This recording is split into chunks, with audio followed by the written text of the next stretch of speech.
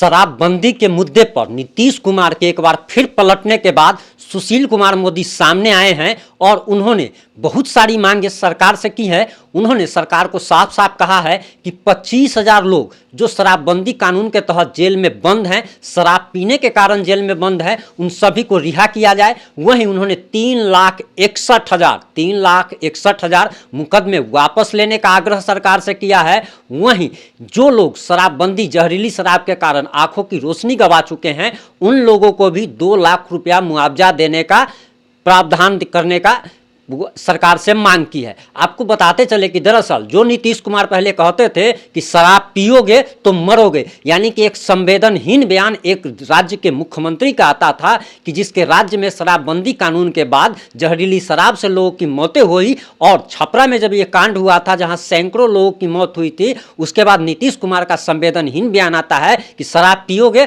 तो मरवे करोगे, इसमें सरकार कुछ मदद नहीं करेगा। लेकिन वही नीतीश कुमार और मोतिहारी कांड के बाद जिसमें बताया जा रहा कि लगभग 30 से ज्यादा लोगों की मौतें हो चुकी है और बहुत सारे लोगों ने तो मौत की सूचना भी नहीं दी, उनकी लाश का पोस्टमार्टम नहीं हुआ और उन्होंने लाश का अंतिम संस्कार कर दिया। अब उन सभी लोगों को 4 लाख रुपया मुआवजा देने का ऐलान किया है। लेकिन नीतीश कुमार ने इसमें भी एक पेच फंसा दिया है और उन्होंने कहा है कि जो शराब पी के मरा है उसको ये बताना होगा कि उसके परिजनों को कि उस शराब कहाँ से पिया। बताइए भाई कि शराब पीने वाला आदमी तो मर गया, भगवान के पास गया, तो वो अब कैसे बता पाएगा, उसका परिजन कैसे बता पाएगा कि वो कहाँ जाकर पिया था, कितने में पिया था, क्या किया था। फिलहाल आपको हम सुशील कुमार मोदी का वो बयान सुनाने वाले हैं कि उन्होंने सरकार से क्या मांगे की है। आप आगे सुशील कुमार मोदी का वो बयान सुनिए। बिहार में 500 से ज्यादा लोग जहरीली शराब पीने से मर चुके हैं। उनके प्रति आंसू बहाने के बजाय, उनके प्रति दुख प्रकट करने के बजाय माननीय मुख्यमंत्री और डिप्टी सीएम ऐसा विलाप कर रहे हैं अतीक अहमद के मरने पर जैसे लगता है कि उनका कोई सगा रिश्तेदार की मौत हो गई हो। दिग्विजय सिंह ने कहा ओसामा जी और डिप्टी सीएम करें अतीक जी। एक गुंडा, माफिया, आतंक, अत्याचार, अधर्म का प्रतीक गैंगस्टर का अंत होने पर यह बहुत दुखी कि कैसे मारा गया यह महत्वपूर्ण नहीं है। एक आतंक का पर्याय मारा गया, एक गुंडा मारा गया, गैंगस्टर मारा गया, उसके प्रति दुख प्रकट कर रहे हैं और ऐसा विलाप कर रहे हैं जैसे लगता है कि उनका कोई सगा रिश्तेदार की मौत हो गई है। और मित्रों, कल जो मुख्यमंत्री ने ऐलान किया मुआवजे का, तो बिहार के मुख्यमंत्री को बीजेपी के सामने झुकना पड़ा है, घुटना टेकना पड़ा है। जिस मुख्यमंत्री ने यह कहा था जो पिएगा वो मरेगा, जिस मुख्यमंत्री ने यह कहा कि दारू पीकर मरने वालों का हम और प्रचार करवाएंगे और दारू पीकर मरने वालों को हम कभी मुआवजा नहीं देंगे, दारू पीकर मरने वालों से मेरी कोई सहानुभूति नहीं है। और एक बार उन्होंने 19 दिसंबर 2022 को कहा अवैध शराब से मारे गए लोगों के परिवारों के लिए मुआवजा मांगना उसी तरह है जैसे किसी बम बनाने और उसे लगाने वाले की राहत मांगना। क्या राज्य सरकार उन लोगों को भी भुगतान करेगी जो बम लगाते हैं? ऐसा कभी नहीं। मित्रों, जिस मुख्यमंत्री ने कभी आंसू नहीं बहाया, दुख नहीं बहाया, दुख प्रकट नहीं किया, वो मुख्यमंत्री अतीक अहमद के मरने पर, मारे जाने पर और दुख प्रकट कर रहे हैं। मित्रों, कल जो मुख्यमंत्री ने ऐलान किया है उसका पूरा श्रेय भारतीय जनता पार्टी को जाता है। सरकार ने कल ये स्वीकार किया कि अभी तक 199 लोगों की मौत हो चुकी है, जबकि भारतीय जनता पार्टी के अनुसार 500 से ज्यादा लोगों की मौत जहरीली शराब पीने से हो चुकी है। सरकार का एक हमको डॉक्यूमेंट मिला है जिसमें 2019 और 20 में शून्य मृत्यु की बात कही जा रही कि कोई मौत नहीं हुई है। मित्रों, आपको मालूम है कि Bihar prohibition and excise act 2016 जो बिहार उत्पाद अधिनियम है 2016, उसकी धारा 42 में 4 लाख रुपए के मुआवजा का प्रावधान है। उस धारा 42 में यह भी प्रावधान है कि अगर जहरीली शराब पीने से कोई अगर गंभीर रूप से घायल हो जाता है या बीमार पड़ जाता है तो उसको 2 लाख रुपए तक की मदद की जाए, और सामान्य रूप से जो पीड़ित है उसको 20,000 रुपया का प्रावधान है। तो मरने पर 4 लाख, आंखों की रोशनी चली गई, गंभीर रूप से घायल हो गए, दिव्यांग हो गए, विकलांग हो गए तो 2 लाख, और सामान्य स्थिति में 20,000 रुपये का प्रावधान है। लेकिन बिहार सरकार ने अभी तक जिनकी आंखों की रोशनी चली गई, जो गंभीर रूप से बीमार हो गए, जिंदगी भर उनको इलाज कराना पड़ेगा, उनके लिए किसी प्रकार की घोषणा नहीं की गई है। और जो मुआवजे की प्रक्रिया है उसको इतना पेचीदा बना दिया गया है कि अगर पोस्टमार्टम रिपोर्ट नहीं है, अस्पताल में भर्ती कराया इसका प्रमाण नहीं है, शराब विक्रेता का नाम बताना पड़ेगा, तो ऐसी ऐसी शर्तें लगा दी गई है कि इसमें पोस्टमार्टम के अलावा अधिकांश लोगों को कोई सहायता नहीं मिल पाएगी। साथ ही साथ 2016 से जब से कानून बना तब से उसी साल मुआवजा मिलना चाहिए था। 2016 से जो 17 में मरे, 20 में मरे, लेकिन सरकार 3 साल, 4 साल, 5 साल विलंब से मुआवजा दे रही है, तो परिवार तो उजड़ गया, बर्बाद हो गया। तो सरकार को जिन लोगों को विलंब से मुआवजा दिया जा रहा है उनको ब्याज सहित मुआवजा मिलना चाहिए। 2017 में जिसकी मौत हो गई उसको आज अब 5 साल बाद 4 लाख दे रहे हैं। अगर तत्काल पैसा दे दिया होता तो उसका परिवार जो बच जाता, उसका परिवार बच्चों की पढ़ाई करा पाता।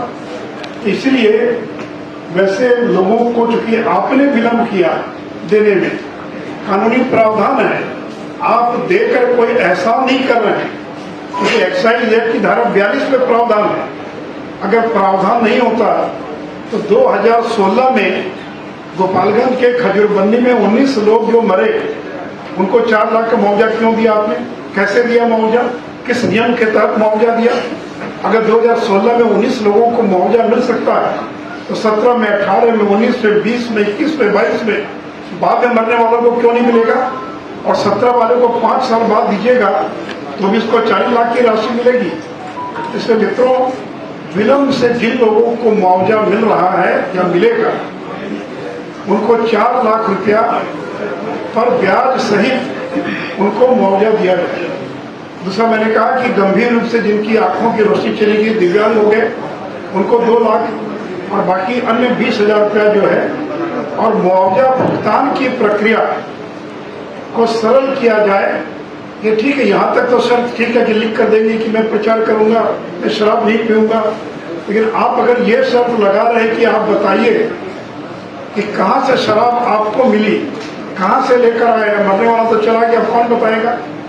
या अस्पताल में गए थे, नहीं, कोई प्रमाण और दीजिए। तो इसलिए इसकी प्रक्रिया को सरल किए जाने की आवश्यकता है। मित्रों, अभी तक जब से शराबबंदी लागू हुई है 5,17,000 लोग अभी तक गिरफ्तार किए जा चुके हैं। 5,17,000, 3,61,000 FIR दर्ज हुआ, मुकदमे दर्ज हुए, और इसमें जेल जाने वाले या मुकदमे जिन पर दर्ज हुए उसमें 90% अनुसूचित जाति, जनजाति, पिछड़ा वर्ग के लोग हैं। और इसलिए हमारी ये मांग है, भारतीय जनता पार्टी मांग करती है कि सरकार को आम माफी का ऐलान कर सभी मुकदमे वापस लेना चाहिए। इसके पहले भी कई बार सरकारों ने मुकदमे वापस लिए हैं, अलग अलग राज्य सरकारों ने, बिहार में भी। तो जितने मुकदमे चल रहे हैं शराबबंदी से जुड़े हुए, यानी 1 अप्रैल के पहले के जितने मुकदमे FIR हैं, उन सारे मुकदमों को विड्रॉ किया जाए, वापस किया जाए। और अभी भी जेलों में 25,000 लोग बंद हैं। बिहार की जेल की क्षमता 55,000, और 25,000 यानी आधे लोग बंद हैं जो शराबबंदी के अंदर जेल चले गए। तो वैसे लोगों को तत्काल जो है और रिहा किया जाए। साथ ही साथ शराबबंदी के मामले में जो जेल गए उनके लिए अलग से जेल की व्यवस्था की जाए। ये अलग से डिटेंशन सेंटर, जैसे बच्चों के लिए अलग व्यवस्था होती है, रिमांड होम और बाकी जैसी व्यवस्था रहती है। बेचारा शराब पी लिया, नहीं पीना चाहिए, शराबबंदी है, उसको आप शातिर अपराधियों के बीच रखेंगे। जेल के अंदर तरह तरह के अपराधी हैं। और ये मेरा सुझाव नहीं, ये सुप्रीम कोर्ट के संजय किशन कौल जो वरिष्ठ जज हैं, उन्होंने 1 जनवरी महीने में बिहार सरकार को सुझाव दिया था कि डिटेंशन सेंटर, यानी जिनको पकड़े उनको जेल भेजने के बजाय उनको डिटेंशन सेंटर में रखा जाए। और साथ ही साथ उन्होंने ये भी कहा था संजय किशन कौल ने कि जल्द से जल्द स्पेशल कोर्ट बनाइए। और मुख्यमंत्री की बार बार घोषणा थी कि स्पीडी ट्रायल कराएंगे, स्पेशल कोर्ट बनाएंगे। तो संजय किशन कौल की बेंच ने जनवरी में पूछा बिहार सरकार से, अभी तक आपने स्पेशल कोर्ट का गठन नहीं किया, कब तक स्पेशल कोर्ट का गठन करेंगे, कब जज की नियुक्ति करेंगे? और अगर आप नहीं कर सकते हैं तो हमको मजबूरन जेल में बंद सभी लोगों को रिहा करने का आदेश देना पड़ सकता है। ये मेरा वक्तव्य नहीं, ये सुप्रीम कोर्ट के वरिष्ठ जो जज है संजय किशन कौल, ये उनका वक्तव्य है। इसलिए मित्रों, आपने मुआवजे की तो घोषणा कर दी, लेकिन जो मुकदमे हैं, अब इतनी बड़ी संख्या में मुकदमे हैं कि कोर्ट को दूसरा काम नहीं करता। कोर्ट के पास एक ही काम है। कई बार पटना हाईकोर्ट ने, सुप्रीम कोर्ट ने फटकार लगाई, इनको दूसरा काम भी करें या केवल बिहार के शराबबंदी के मामलों में बेल की सुनवाई करते रहे। तो जेलों के अंदर जगह नहीं है, इतनी बड़ी संख्या में लोग बंद हैं, कोर्ट के अंदर दूसरा कोई काम नहीं हो रहा, केवल शराबबंदी से जुड़े मामले हैं। तो अगर आप आम माफी का ऐलान कर देते हैं, मुकदमे वापस ले लेते हैं, तो वैसी स्थिति में जेल में भी जगह हो जाएगी, कोर्ट के ऊपर जो बोझ बना हुआ है वो बोझ भी और कम हो जाएगा। साथ ही साथ सबसे आश्चर्य की बात है कि 6 साल में सरकार के अनुसार 30 घटनाएं घटी जहरीली शराब से। हमारे अनुसार ये संख्या कम से कम भी नहीं तो 60-65 से कम नहीं होगी। लेकिन एक मामले को छोड़कर किसी मामले में किसी माफिया को आज तक सजा नहीं हुई। ये सरकारी रिकॉर्ड बता रहा है। जो पी कर गए जेल उसमें तो बहुत लोगों को सजा हुई, लेकिन जो तस्करी करने वाले, जो जहरीली शराब बेचने वाले हैं, उसमें केवल एक गोपालगंज की खजरबुन्नी में जो पहली घटना घटी थी जिसमें 19 लोगों को सरकार ने मुआवजा भी दिया, उस मामले को छोड़कर एक भी मामले में आज तक किसी को सजा नहीं हुई। आधे से ज्यादा मामले में चार्जशीट फाइल नहीं हुआ, आधे से ज्यादा मामले में ट्रायल शुरू नहीं हुआ, सजा तो मिलना दूर की बात है। और खजूरबंदी के जिस मामले में फांसी की सजा और आजीवन कारावास की सजा मिली थी, उसको भी कोर्ट ने स्टे कर दिया। तो परिणामतः आज के दिन बिहार के अंदर कोई शराब माफिया जिसके कारण जहरीली शराब से मौत जिनके कारण हुई है, उसमें एक भी व्यक्ति को, नीतीश जी आपकी सरकार किसी को दोषी करार नहीं करा पाई, किसी को सजा नहीं दे पाई।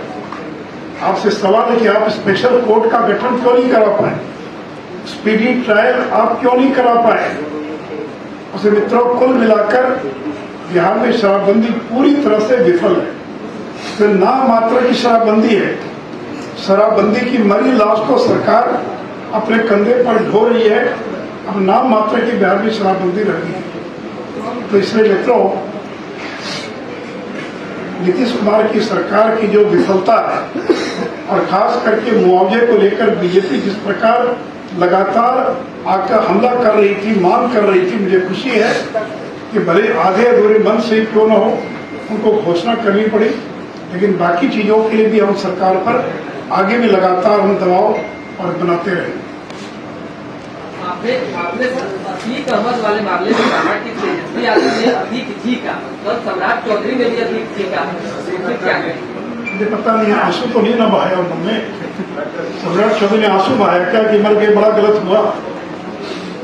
अरे भाई, एक अपराधी मारा गया, उस अपराधी और इनके पार्टी में तो शहाबुद्दीन, राजवल्लभ यादव, तो ऐसे लोगों की, इनकी तो पार्टी में, महागठबंधन में तो ऐसे लोग हैं जिनको दुखी है, जिनके मारे जान। ठीक है, मारने की पद्धति पर मतभेद हो सकता है, लेकिन राजू पाल का मर्डर हुआ तो आंसू क्यों नहीं बहाया नीतीश जी ने?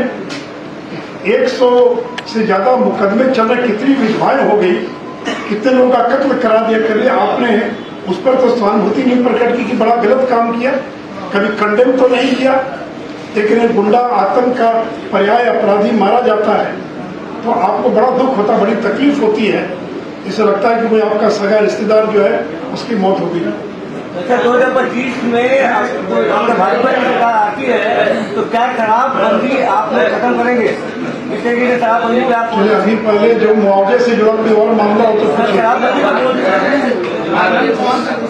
ओके, और कोई एक बात पूछ चुके आप सवाल? नहीं, एक आदमी एक ही सवाल जिससे शराबबंदी को जल्दी इस तरीके से माइनिंग ऑफिसर पर हमला हुआ है, इस पर अलग से बोलेंगे, बात है कि एक ही दिन में इतना विषय लेंगे तो हमारा जो मूल विषय है वो दब जाए।